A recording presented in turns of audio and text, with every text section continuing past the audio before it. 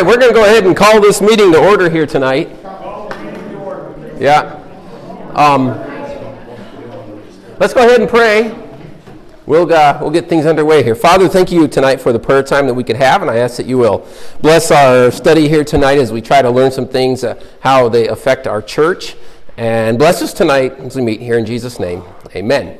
All right, so I had a couple of people ask if we're recording these Wednesday night things, and I said no. I'm going to try it tonight and see how it works. I have to record the sound separately, then bring them together so the camera will pick it up. So if you bring up something, you might get famous because someone's going to watch it, maybe. So anyway, so that's why we're recording tonight. Some people can't make it, and they want to catch some of this. So what I want to do is a real quick recap of where we were last week, because I really was kind of planning to finish last week, but it didn't work out so well, okay? So just a real quick recap, and if some of you weren't here, you have your notes. If you didn't get any notes, they're back on the table or on the counter over there.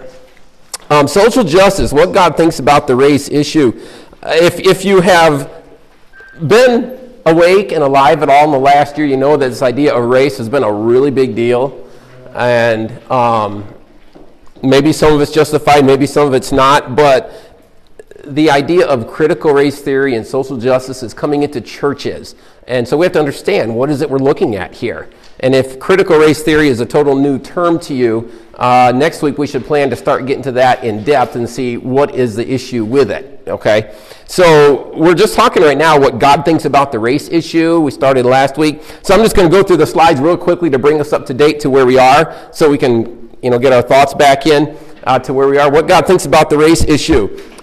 We talked about the definition of race, what is race, and I don't really like that term, really, because when you think of race, you think almost like species, right? There's this one, and there's this one, there's Hispanic, and there's Asian, and there's Caucasian, and there's Black or African American, or whatever you want to call it. You get all these different things, and it's like, it's us and it's them. Well, it's not that way, right?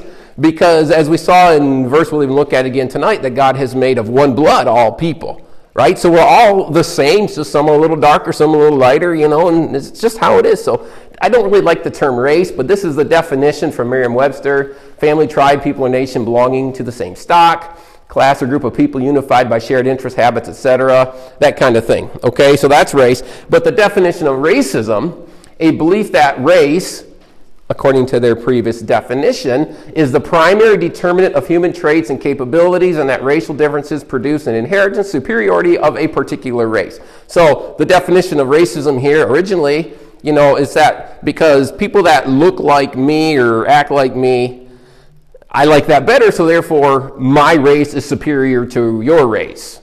Or maybe this race is superior to that one. That's the definition of racism. But then we saw how the definition of racism was updated this last year to this. This was added in the online dictionary for Merriam-Webster: the systemic oppression of a racial group to the social, economic, and political advantage of another. So you can see the definition of racism has changed from one so-called race, thinking that theirs is better than somebody else's, to a systemic oppression. Systemic meaning the systems. It's like when you are in a society, just because you're in that society, there is pushing down of some other racial group, so to a political advantage or whatever. So that is now added into the definition of racism. But this is what we talked about this more in depth. God allowed distinction so he could receive praise from a variety of people. Why do we all look different? Like I said, I don't know if I said it last week, but I said it somewhat recently, that I'm a mutt, okay? I got all kinds of nationalities in me. Just so happen they tend to be lighter skinned, right? Nationalities. And we all are a mixture of all different, most of us are probably a mixture of different kinds of nationalities all built together in one. Why do we look different across the world? It's because God wanted praise from different types of people. Like a big symphony of praise in heaven. When it talks about in Revelation that there's going to be people from all tribes and tongues and nations. They're going to celebrate before God. Just like, remember the illustration last week when I said, who wants to go to symphony and listen to tubas only? Who? Chris, you played the tuba, was that it? Or I'm going to go down and listen to only trombones. Or I'm going to listen to like 50 oboes playing. You don't do that, right? You go because you want the whole thing. Even in a brass quartet, usually you'll have, different things. It's different. We'd like to hear it all together. And I think that's what God likes with the idea of race, if we can use that term, that we look different, we act different, we have different ways of worshiping, and that's what he wants. Remember, I think we talked about even if you go on a Sunday, obviously around the world we're in different time zones, but as God is listening and looking at all these people, the ones who are really worshiping him and not doing this crazy weird stuff, but they're really worshiping him, you have all kinds, right? You have the quiet churches. Nobody can say anything, right? You walk in and it's like a funeral.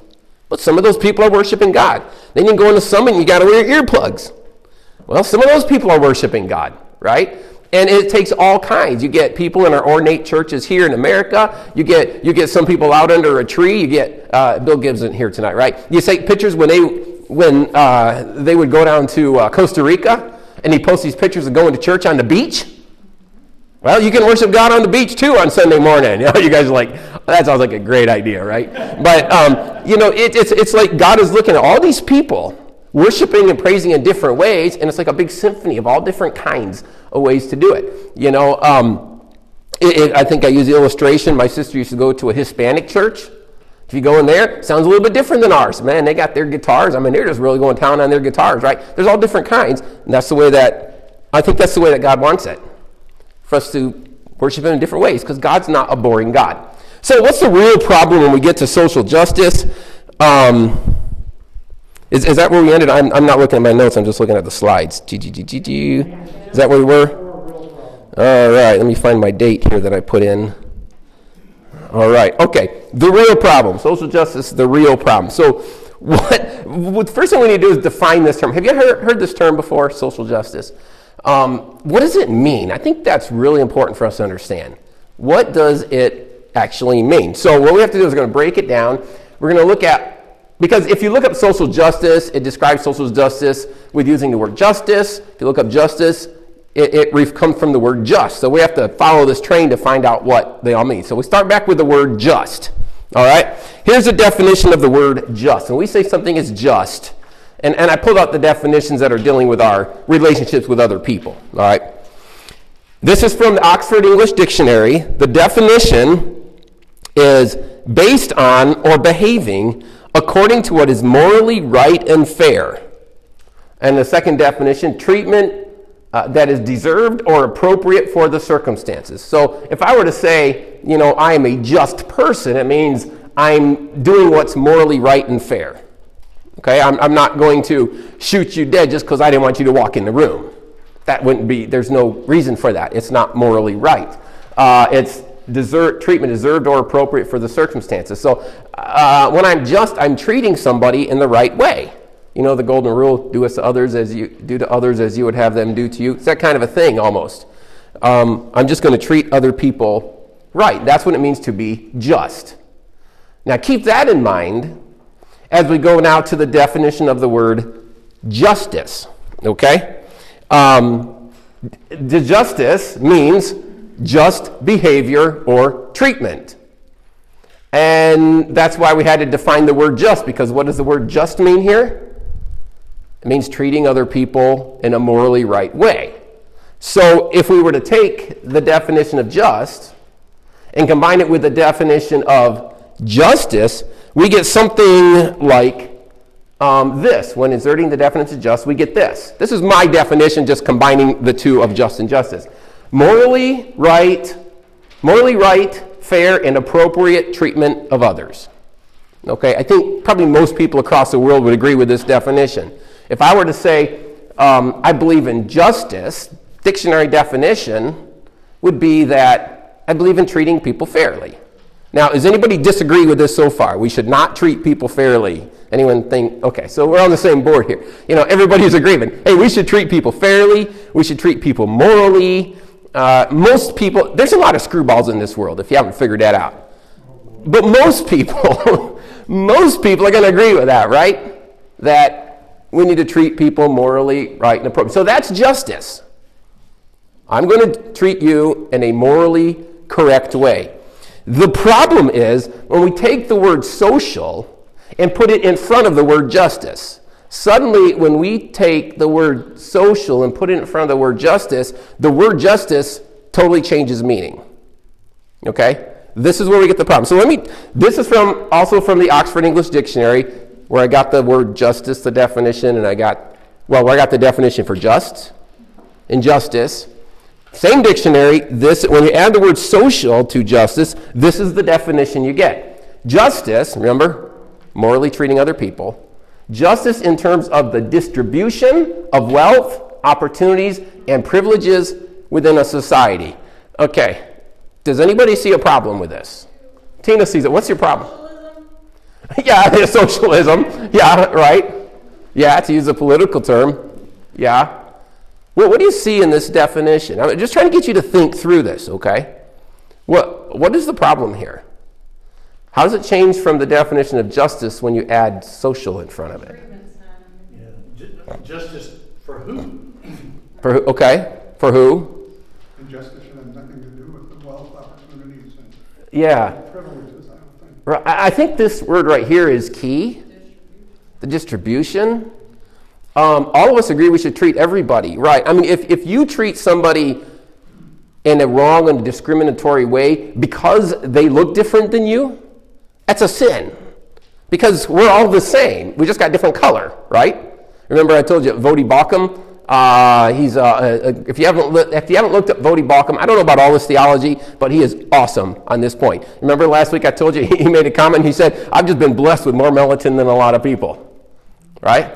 And he speaks out against. This is crazy because he's a Christian. He understands this stuff, that we're all equal, right? So just in terms of distribution, this is key right here. Justice under social justice is no longer treating people right, but it's forcing equal outcomes.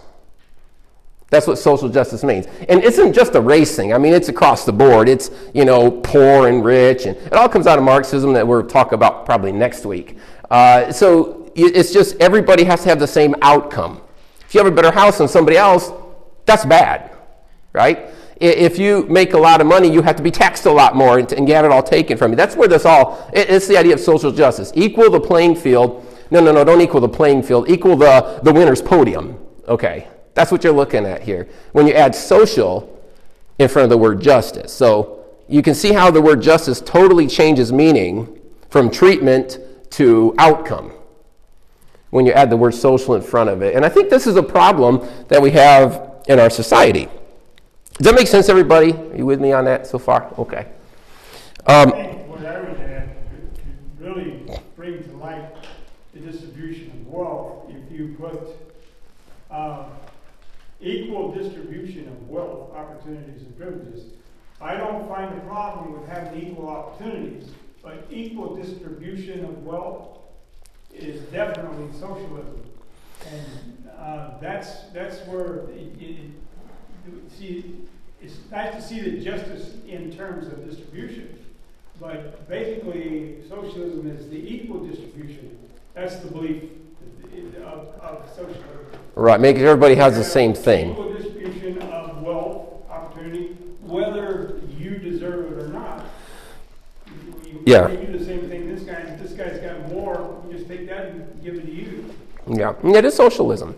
That's pretty much what it is. Yeah. Which brings us to the next thing I want to show. David's been looking at my notes or something here, I guess. Okay, the difference between equality and equity. This is very important in this whole thing. Equality and equity. I just came up with this little graph here. Okay, what's equality? Equality is equal opportunity. That's justice, right? Justice means if I own a store and you come in, let's say I own a gas station, and you're of a different nationality than I am, and you want to buy gas from me, and I say, no, you can't buy gas from me just simply because you're a different color than I am, that is injustice. That's discrimination, and it's a sin.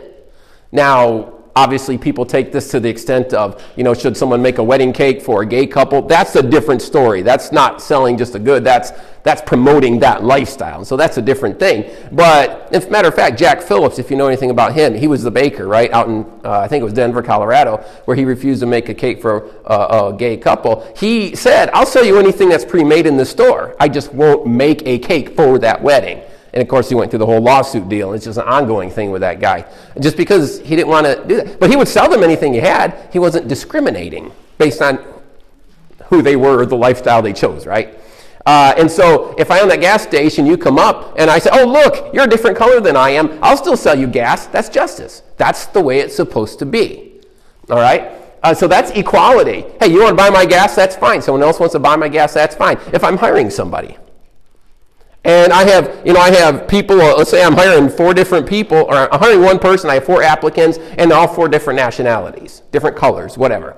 And equality is saying, I'm going to give everybody an equal playing field. I want a resume, I want to know where you worked, I'm going to call your references, and the best person will get the job.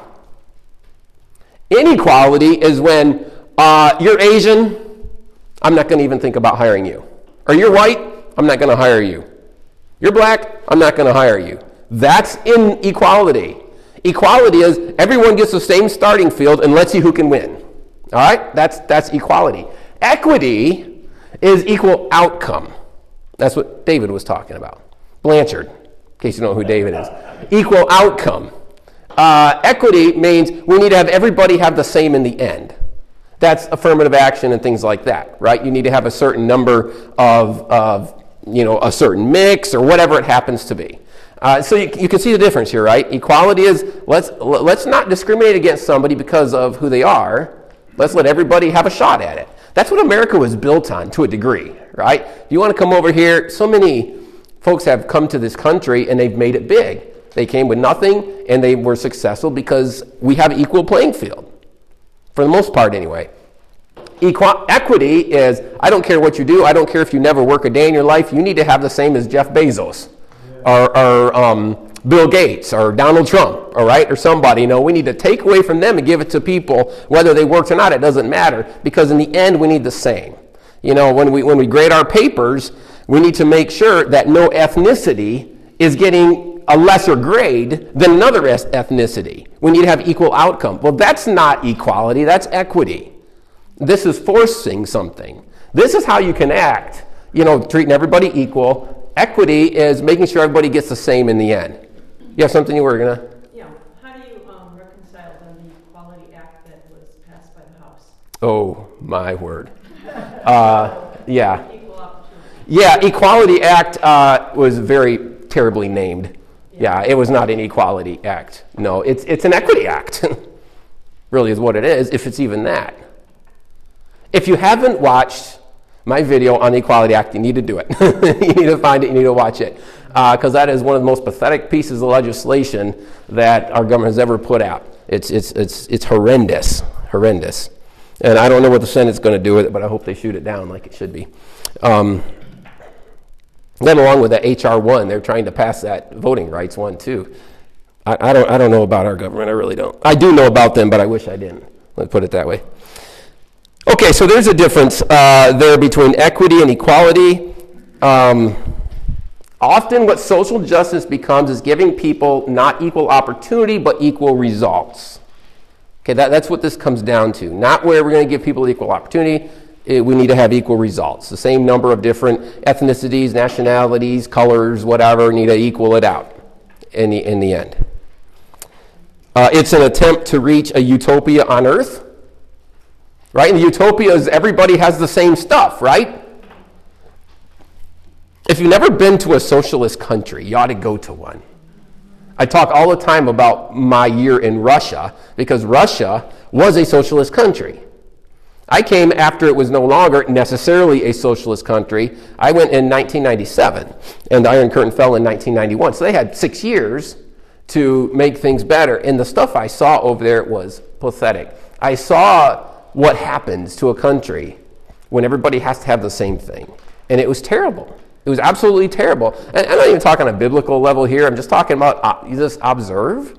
There's no incentive to get ahead. And everything's dirty, everything's run down. Why would you keep your business up? It's owned by the government anyway. Right? Let it run down. It's no big deal. And, you know, the bread lines and stuff, which wasn't so bad when I was there, but I still stood in line at a truck to get bread sometime. I mean, it just plain old doesn't work because they're trying to give everybody equal results. It doesn't work that way. Humankind, it doesn't work that way.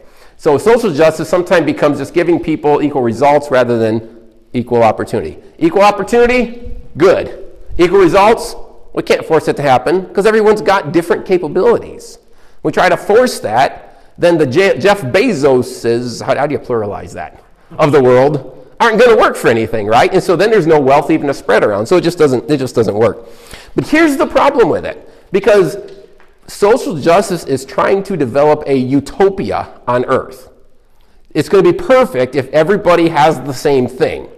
And there's no inequality in how many people in government are of one ethnicity or whatever, where it's all the same. Nobody has any more than anybody else. That's when life will be perfect.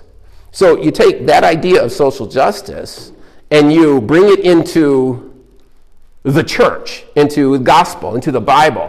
What problem do you see here? Do you see any problem at all?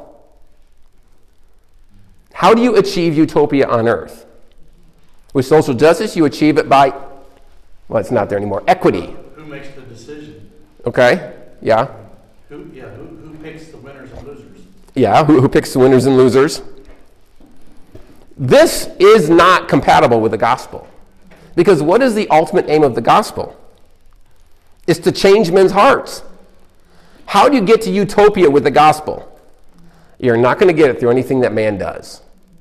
The only way you're going to get to a utopia on earth is when when Jesus comes back and binds Satan for 1,000 years and comes and reigns on this earth.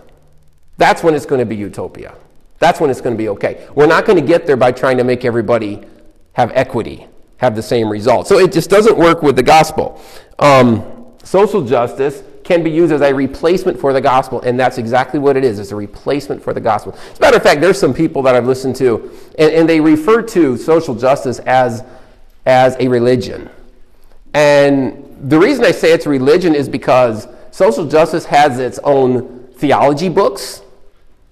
I've read two of the primary theology books for social justice. One is called White Fragility, and the other is called Critical Race Theory. They're the two primary books that are really pushing all this. It's not written from a Christian point of view, it's their books, okay? I want to hear it from their mouths, what they believe. And so there's like theology books, and there's like they call them evangelists, the people that go around preaching this stuff. So it's almost like a religion. It can be used as a replacement for the gospel. How are we going to fix the problem of man? With social justice, is we're going to make everybody have the same things. With the gospel, we're going to realize we're all just a bunch of wicked sinners that need to be saved. So you're both trying to get to fixing the problems, but you're trying to go two totally different ways. And if you go any way other than the gospel, it's just plain not going to work. All right, so social justice can be used as a replacement for the gospel. True utopia will only come through the kingdom of God. So the way I see a social justice movement is kind of like drinking salt water. Have you ever tried to drink salt water? Not a good idea, right? They say if you're dying of thirst and there's salt water, you say, I just have to have water. I've got to fix my problem, right? I've got to have something. So you drink it, and it just makes you more thirsty. And then you drink more, and you're even more thirsty. And it is just killing you. You're trying to take care of this problem you have, but it's actually killing you. And that's what I think what social justice is. We see some discrimination. We see things. You look at the history of America, and there's a lot of bad stuff in the history of America, obviously, with slavery and all that. And we say, okay, we're going to fix that problem, but the fix for the problem is just killing us because it's trying to bring equity when equity just isn't going to happen. The way to fix the problems, any discrimination problems that we have in America, is through the gospel. That's the only way to do it. So you're looking at a problem and you're trying to fix it the wrong way. The fix is social justice. Well, once everybody's equal, we're all going to be okay. Well, it's just not going to work that way because the socialist countries, they've tried it and it doesn't work. So at first it might seem like social justice, trying to equalize everything, might fix some problems, the problems of racism, problems of poverty, things like that. But in the end, it actually makes things worse. And then it gets into the church, which is why we're talking about this on Wednesday night, because it's really getting to be a big thing in churches. I'm not talking about the liberal churches out there. I'm talking about Southern Baptist churches. I'm talking about the Southern Baptist Convention itself is becoming a social justice platform. And that's why we're talking about this, because we need to know, what does God say about this? What does the Bible say about this kind of stuff? So,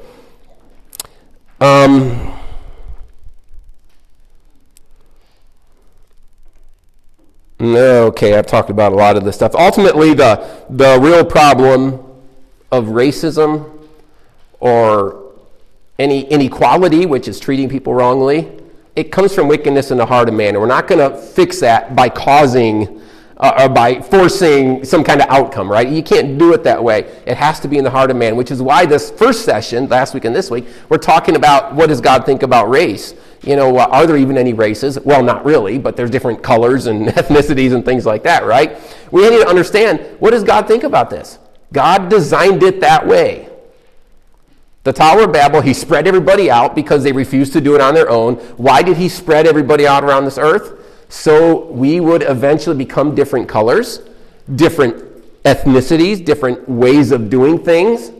So we make a big, unified, different chorus that is ultimately bringing glory to God. That is why I believe he wanted it this way. So I think people looking different is a good thing. People acting different, even people worshiping different, is a good thing. We're not supposed to fix that problem. The problem we do need to fix is when there's any kind of racism, hating someone because of who they are.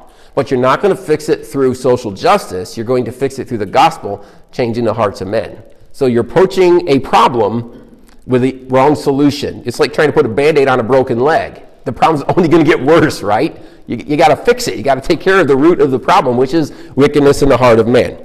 Okay.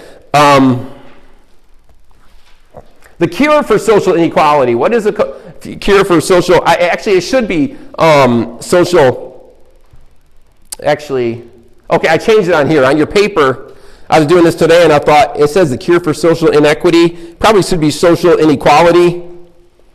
Type it up the wrong way. Where are we? The very bottom line. The cure for social inequity. Maybe change that, put equality there. Inequality, that'd be a better term there to use. The cure for social inequality should address the real problem, which is what?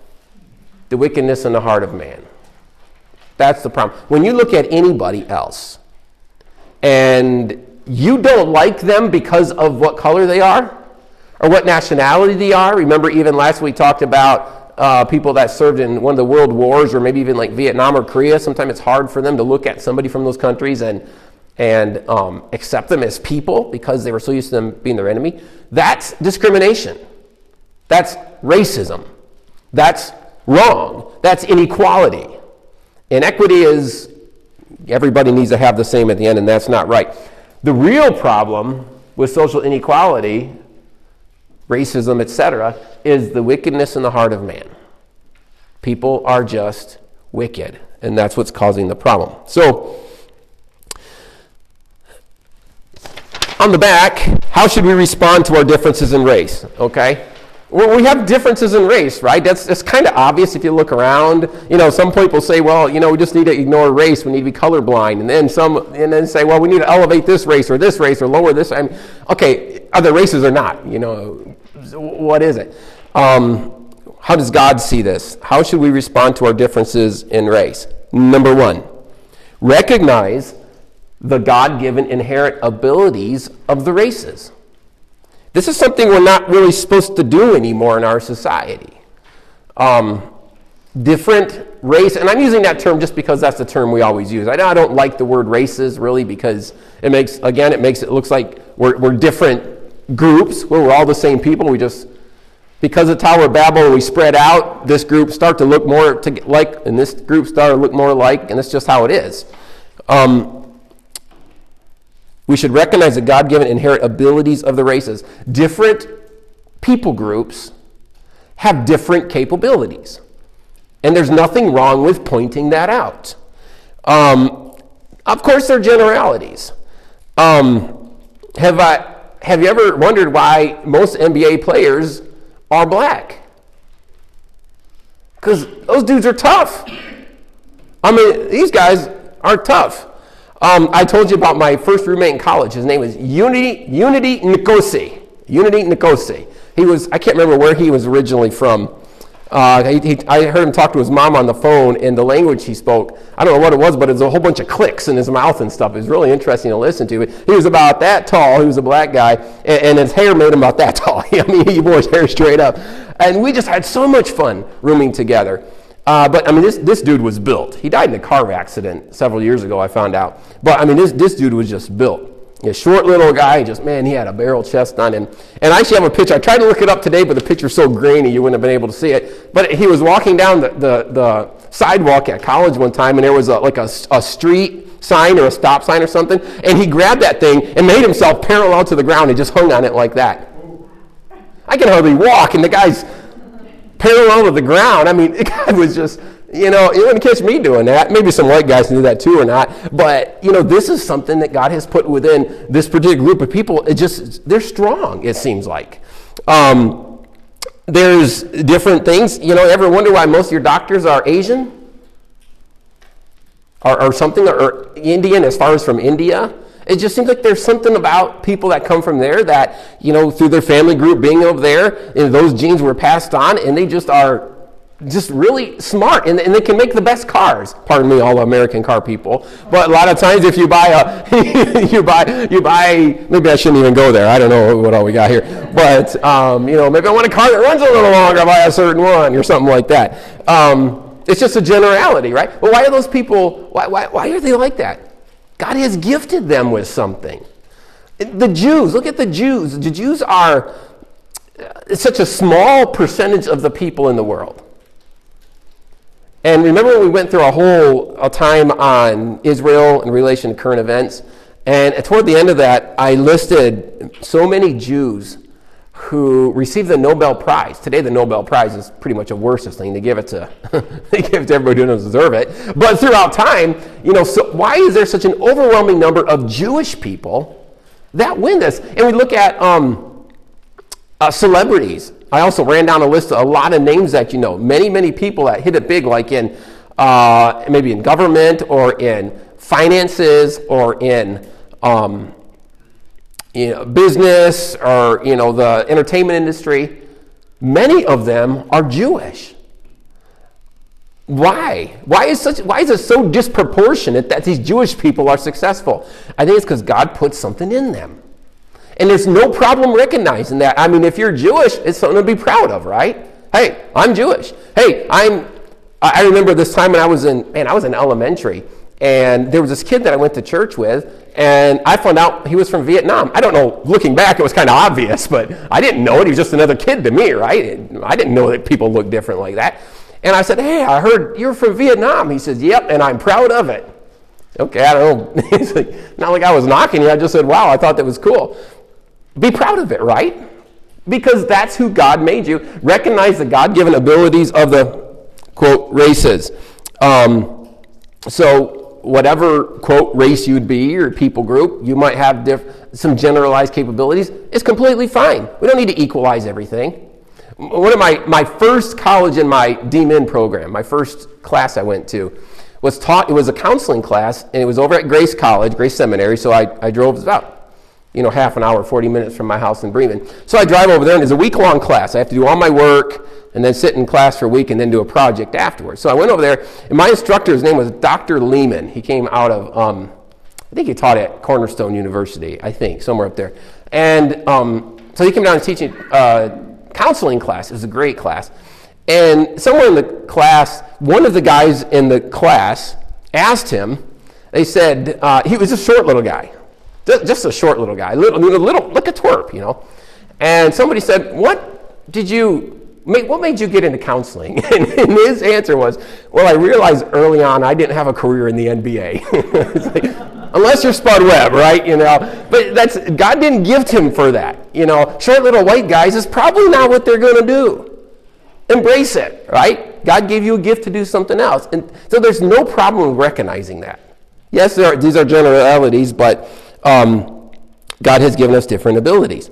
Number two, how should we respond to our differences in so-called race? Remember that no race is superior to others. So which one's superior? None of them. Which is why I'm talking about this first, because as we get into critical race theory and stuff, I don't want it to sound racist. I want us to have the base set here. But we want to look at it all biblically, so we start with understanding that no race is superior to any other. That was Hitler's downfall, right? Hitler thought that the Aryan race, whatever that happened to be, was better, and the Jews were bad. So what made these people any better or worse than any others? It was just his imagination, right? No race is superior to others, and we're all of one blood. So if you look, it's back up there on your outline in the middle of the page. I alluded to this passage a little earlier, Acts chapter 17. And he has made from one blood every nation of men to dwell on all the face of the earth, and has determined their pre-appointed times and the boundaries of their dwellings, so that they should seek the Lord. That's why he did it, in the hope that they might grope for him and find him, even though he is not far from each one of us. So he's made us of one blood. We can all trace our lineage. Well, we can't trace it very easily probably, but if we could trace it, we come back to Noah. If we go back further, we go all the way back to Adam and Eve. So we all came from the same stock. All those genes were in our original parents, and then they just kind of got separated out as, we married within different groups after the Tower of Babel. So there's nobody that is superior to anybody else. So if you're a white supremacist or a black supremacist or an Asian supremacist or whatever, you're wrong, right? Equality is we all have the same value to God. And any Christian should understand that. There should never be any kind of discrimination because of ethnicity in the church. Anywhere, really, but man, especially in the church, because we understand anthropology. Anthropology, man, we're made in the image of God. If you get that, you got it all. Number 3, be thankful for who God made you to be. This is one of the things that you hear about a lot today. You need to apologize for who you are. We don't have to apologize. I don't apologize because I'm a white guy. Why? Because that's the way that God made me. If I was black, it'd be the same thing. If I was Asian, it'd be the same thing. If I was Jewish, other than being an American, Jew's the way to go, I think. Man, I think it'd be really cool to be a Jew in a lot of ways. Remember James Kukowski, he'll be coming back soon, I hope, too. We used to have a lot of fun, right, here on Wednesday nights, because what a smart guy. God's put the Jewish intellectualism in him, I think, too. Jew and proud of it, and I think that's awesome. Whoever you are, you should thank God for it.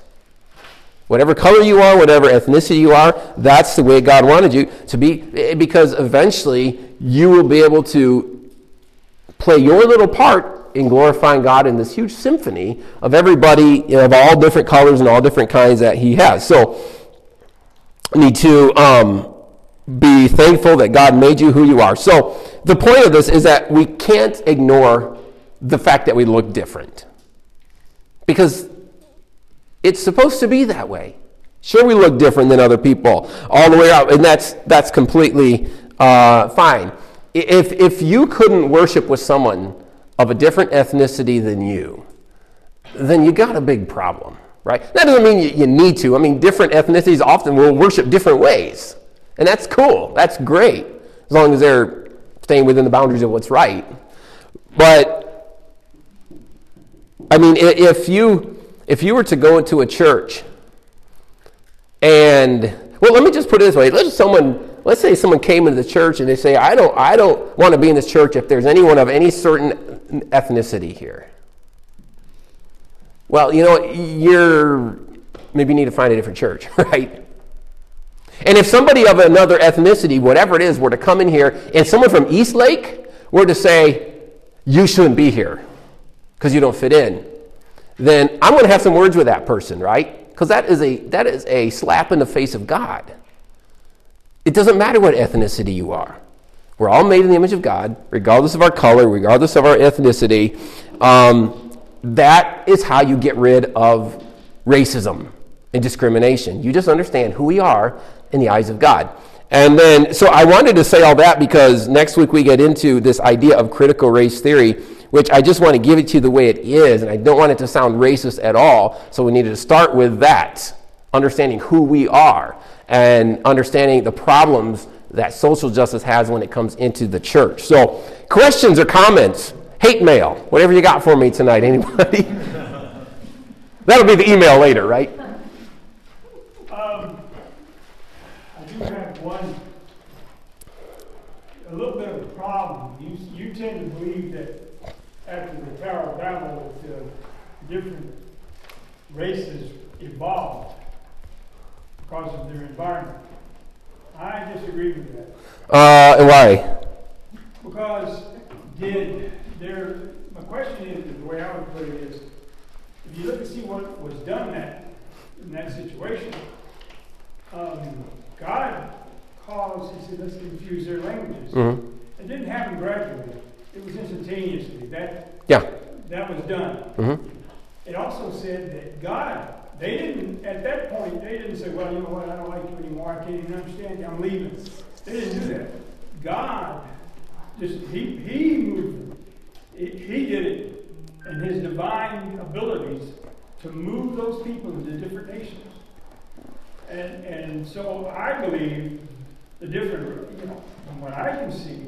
You think that he just changed like their color and stuff immediately? Immediately, just like he opened the Red Sea. Is there anything impossible with God? Just like he's opened it, and they walked down on mud, they walked down dry ground. They did. Would you at least consider the fact that if something in the Bible indicated that, yeah. But I just cannot see because as we see today, there have been white people in South Africa, in fact, running the government for centuries. Well, there's a lot of Caucasians in Africa. Yeah. A darker skin because there's still a lot of white people out there. There are. So I do believe it was instantaneous. James has a definitive word here. Natural selection is not evolution. So people groups didn't evolve, they intermarried and interbred, and then the dominant characteristics then become common. The less dominant characteristics are eliminated from people groups, okay? And that can include skin color. South Africa, for instance, they're not intermarried. That's the whole thing in South Africa. They're not intermarried, so they didn't become the same color because they're not, the groups were, and it wasn't hundreds of years, but it was a couple hundred years, were kept specifically separate by law. And that's why you don't see them melding into one race. Like South Africa, Cuba. Yeah. I agree with that, except when the only situation is that diversity of because they breed racehorses, once they finish their career and they breed them to reproduce that ability to run. But it's got to start somewhere.